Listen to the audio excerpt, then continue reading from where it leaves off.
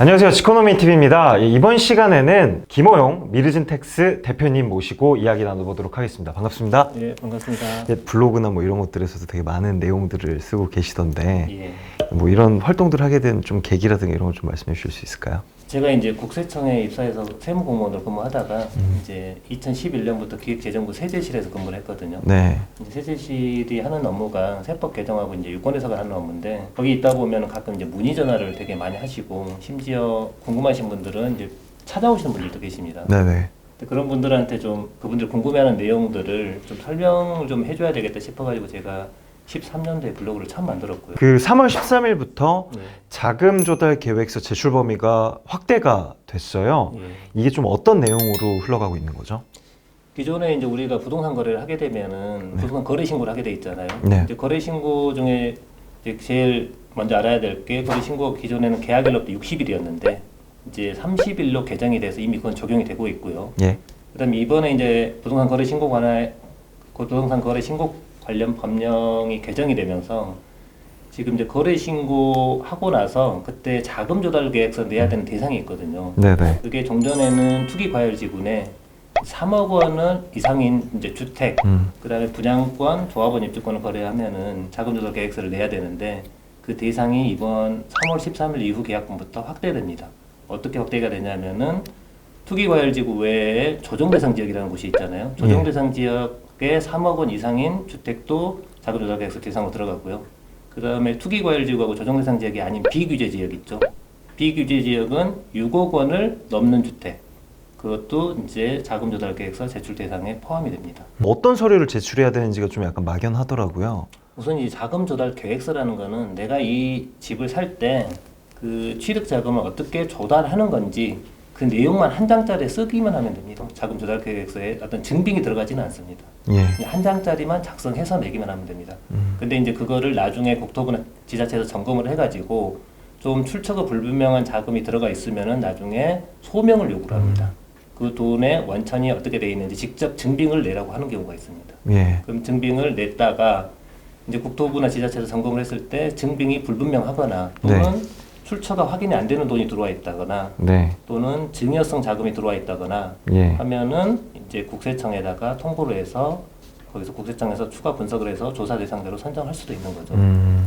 여기서 잠깐 서울 등 투기과열지구에선 증빙자료도 함께 제출해야 합니다. 9억 원 초과 주택을 거래하면 자금조달계획서 작성 항목별로 예금잔액증명서, 소득금액증명원 등 객관적인 증빙자료를 첨부해서 제출해야 합니다. 예를 들어서 투기과열지구에서 10억 원짜리 주택을 구입한다는 걸 가정해 보겠습니다. 예금 3억 원, 주택담보대출 3억 원, 부동산 처분대금 4억 원으로 자금을 조달할 예정이라면 예금잔액증명서와 금융거래 확인서, 부동산 매매 계약서 등 3개의 서류를 내는 방식입니다. 증빙자료를 내지 않으면 과태료 500만 원이 부과되니 유의하셔야 합니다.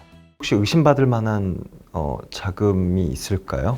이제 자금 조달 계획서에서 가장 이제 요즘 문제가 많이 되는 사례들이 이제 주택을 취득할 수 있는 재산이나 소득 여력이 안 되는데 취득한 분들이 있거든요. 예. 소명을 받아보면은 이제 부모님으로부터 돈이 들어오는 경우가 되게 많습니다. 그런 네네네. 경우는 아무래도 증여성 자금일 수도 있겠죠. 예. 근데 부모로부터 돈을 받았는데 차용증이나 이자 지급 내역이 없이 예. 그냥 돈을 받아서 주택을 취득했다. 이런 경우는 이제 과세 당국에서 그걸 증여로 보겠죠. 예. 이제 증여세가 과세될 경우가 있고요. 또 가장 요즘 문제가 되는 게 우리가 부동산을 이제 투자를 하는 경우에 가끔 차명으로 투자하는 경우가 있습니다. 네네. 타인 명의로 부동산을 사는 거죠. 주로 이제 그런 사례가 분양권 때문에 많이 발생하거든요. 분양 청약 자격이 없는 사람이 청약 자격이 있는 다른 사람 명의로 이제 부동산을 청약을 해서 당첨이 되고 그 수익 나중에 이제 그걸 팔아가지고 수익 실현을 했는데 사실은 내가 그 자금을 댔는데 그 돈을 내가 이제 가져오기가 좀 불편하잖아요. 네네. 근데 언젠가는 제가 본인이 이제 부동산을 취득할 때 자금이 필요하니까 타인 명의의 부동산 처분 대금을 가져오는 거죠. 그 돈을. 그러면서 이제 그냥 가져오면은 차명으로 부동산 취득 내역이 이제 들통이 나니까 보통 이제 그런 경우에 타인으로부터 차용증을 쓰게 돼 있습니다. 차용증을 써서 많이 가져오는데 그런 거를 이제 국토부나 이제 과세당국이 볼 때는 좀 의심스러운 자금으로 보겠죠. 왜냐하면은 차인 간에 네. 자금을 빌려주고 이제 빌리는 경우가 별로 없거든요. 예. 금융기관이 아닌 경우에 보통 부모 자식 간에는 그 돈을 빌려주는 경우가 있지만은 제 3자가 돈을 빌려주는 경우가 드문데 네. 거기에 대해서 이제 돈이 들어오거나 이러면은 좀 과세당국에서 의심을 하겠죠. 이런 유형들을 걸러내기 위해서 과세당국에서는 네. 진짜 모든 신고된 주택들을 다 들여본다라고 봐야 되나요? 아니면 뭐 어쩌다가 운이 안 좋게 이렇게 딱 걸려가지고 이게 들여다본다라고 생각을 하면 되나요? 과세 당국도 인원이 한정돼 있고 시간이 한정돼 예. 있잖아요. 그리고 업무도 굉장히 이제 과중하기 때문에 네. 모든 거래를 다 들여다볼 수는 없는 거고요. 예. 우선 기본적으로 이제 자금 조달 계획서 소명을 받은 지자체에서 1차적으로 혐의가 있는 이제 거래들을 걸러내겠죠. 예. 그래가지고 1차적으로 소명을 받은 다음에 소명 받은 내역 중에 증여성 자금이 들어가 있거나 출처가 불분명한 자금이 크면은 그 거래 내역에 대해서 국세청으로 통보를 하는 거고 예. 국세청이 통보됐다고 다 조사하지는 않습니다. 음. 국세청이 보기에 이미 이제 증여세 신고가 돼 있을 수도 있잖아요. 예, 예. 또는 국세청에서 봤을 때 큰 혐의가 없을 수도 있거든요. 음. 그런 경우에는 그냥 이제 누적 관리하거나 활용 처리하는 거고 국세청이 분석했을 때 이거는 출처가 불명한 자금도 많고 증여성 자금이 들어온 금액이 크다. 그러면 이제 조사 대상자로 선정하는 경우가 있습니다. 세무조사 과정이 실제로는 어떻게 들어가는지도 좀 궁금해요. 간단하게 사례별로 좀 설명을 드리면은 네네. 이제 국토부나 이제 국세청에서 검토를 했을 때 어떤 부동산의 취득 자금이 불분명하다. 네. 근데 불분명한 경우에 이제 점검을 해보면 크게 이제 두 가지 사례가 나옵니다. 하나는 타인으로부터의 증여. 예. 증여를 받아서 이제 취득한 경우가 있고 또 하나는 이제 그분이 어떤 다른 사업을 하는 경우도 있을 수 있잖아요. 네. 사업을 하면서 거기에 발생한 소득을 탄류를 해가지고 부동산을 취득한 경우도 있거든요. 그건 이제 사업소득 누락이겠죠. 네네. 그런 게 이제 점검에서 확인이 되면은 단순하게 이제 증여세 탄류 혐의가 있다. 그러면 이제 납세자한테 미리 통지를 해줍니다. 당신한테 이러이러한 혐의가 있으니까 언제부터 조사를 시작하겠다. 그래서 어떠어떠한 자료를 제출해달라. 이런 식으로 이제 조사를 하는 거죠. 이게 흔히 우리가 말하는 자금 출처 조사입니다. 네네. 부동산 취득 자금의 출처 조사를 해서 그 출처를 확인해 보니까 증여의 내용이 발견되면 증여세를 과세하는 거고 예. 그 외에 사업소득 이런 탄류 혐의가 있으면 이제 그쪽까지 조사를 확대할 수도 있습니다. 그 신용카드를 사용할 때도 주의해야 된다라는 뭐 이런 얘기를 들었어요. 네. 이런 건 또 어떤 의미인지 좀 설명할 수 있을까요? 그 신용카드를 사용할 때 주의하라는 의미는 아니고요. 이제 국세청에서 이제 조사 대상자를 산정을 할 때 예. 통상적으로는 이제 그 사람의 소득의 원천과 그 다음에 이 부동산 취득 내역을 비교를 합니다. 네. 예를 들어 볼게요. A라는 사람이 아파트를 10억짜리를 취득을 했는데 네. 이 10억짜리 아파트를 취득할 때 이 사람이 이 돈이 어디서 났을지 분석을 할 거잖아요. 예. 그러면은 기본적으로 기존에 뭐 부동산 처분 내역이 있거나 또는 뭐 전세 보증금을 승계를 했거나 또는 은행에서 대출을 받았거나 이거는 대부분 확인이 됩니다. 네네. 그 다음에 추가적으로 국세청에서 인정해 주는 것이 이제 그 사람이 직장을 다니거나 사업을 하면 소득이 있을 수도 있잖아요. 예. 신고한 소득 금액, 그 신고한 소득 금액까지도 이제 자금의 원천도 인정은 해주긴 하는데 이 소득 금액을 다 인정해 주진 않아요. 네. 왜냐하면 그건 신고된 소득일 뿐이지 예. 실제 그 소득을 가지고 있지는 않잖아요. 그렇죠. 왜냐면 그 중에 일부는 소득세를 냈을 거고, 예, 예. 그다음에 그 중에 일부는 또 생활비를 썼을 텐데 예. 생활비는 얼마나 썼는지 모르잖아요. 모르기 때문에 국세청에서 그거를 확인을 하는데 뭘로 점검하냐면은 신용카드 사용해갖고 현금 예. 영수증 사용해.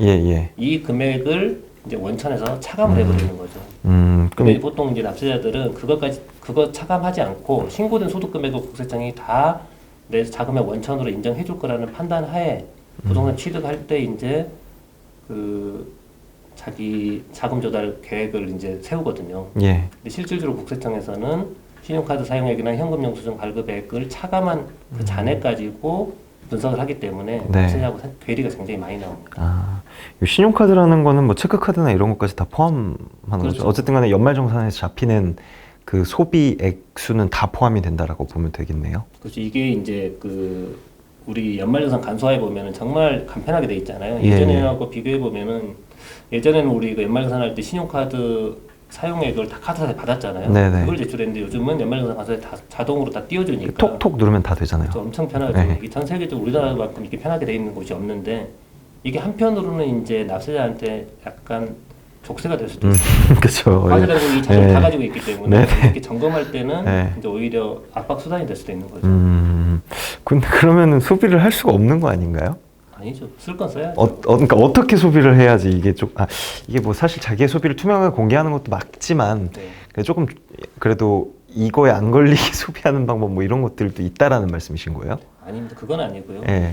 이제 보통은 저 신용카드 사용액을 이제 어디서 많이 문제가 되냐면 개인 사업을 하시는 분들 있죠. 네. 개인 사업을 하는 분들이 신고한 소득 금액은 크잖아요. 예. 신고한 소득 금액은 큰데 이거를 다 과세당국에서 원천으로 인정해 줄 것이라는 전제하에 이제 소명을 이렇게 나오면 하겠다 이렇게 해가지고 부동산 취득을 하는데 실제로는 이제 저 금액을 차감하고 구체적으로 점검을 하기 때문에 조사 대상자에 이제 선정 안 될 거라고 자기도 생각하는데 조사 대상자에 선정되는 경우가 있습니다. 어떻게 대응을 해야 되고 이런 사태를 미연에 방지하기 위해서 어떤 준비들을 해야 되는 건지 그거에 대해서도 좀 설명해 주실 수 있을까요? 기본적으로 이제 부동산을 취득하거나 또는 이제 자녀한테 증여를 할 때 예. 본인들은 이제 나름대로 준비를 잘했다고 하는데도 조사를 받는 분들이 가끔 계십니다. 네네. 그런 분들은 이제 전문가와 상의를 하지 않고 나름 본인 판단하에 진행하신 분들이 그런 경우가 또 많이 있을 수 있거든요.